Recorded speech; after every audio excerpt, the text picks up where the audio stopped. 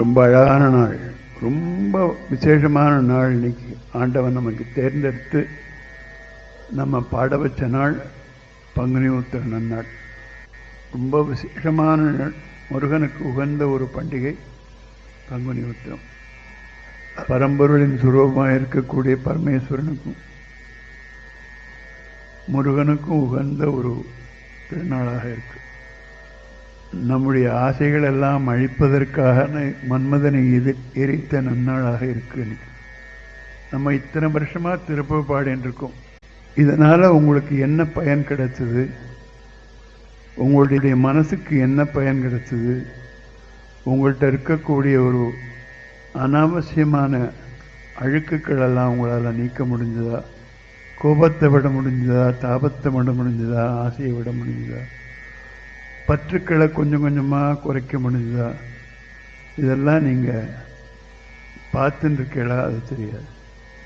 எப்போ நாம் நம்முடைய பாடக்கூடிய பாட்டுக்கள் உள்ள கருத்துக்கள் எல்லாம் எடுத்துன்னு அதை நம்முடைய வாழ்வு நல்லபடியாக அமைவதற்கு நம்முடைய மனத்தை பண்பாடு செய்வதற்கு உபயோகப்படுத்த முடியுமோ அவ்வளவுக்கு அந்த திருப்புகழ் நமக்கு உபயோகமாக இருக்கும்.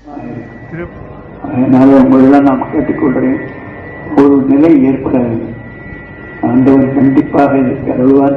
அதனால இத்தனை நாள் நம்ம பாடினதெல்லாம் விரும்பாம ஆண்டவன் நமக்கெல்லாம் அருள் பாலிக்கட்டும். இப்பொழுது ஆரத்தை எடுத்து ஏழ்மையிலே விளையாடி பாடி நீங்கள் எல்லாரும் சேர்ந்து சொல்லுங்க பிரார்த்தனை. எல்லாரும் பிரார்த்தனை சொன்னால்தான் ஆண்டவனுக்கு இந்த உலகத்துக்கு நமக்கெல்லாம் ஒரு அமைதி கிடைக்கும்.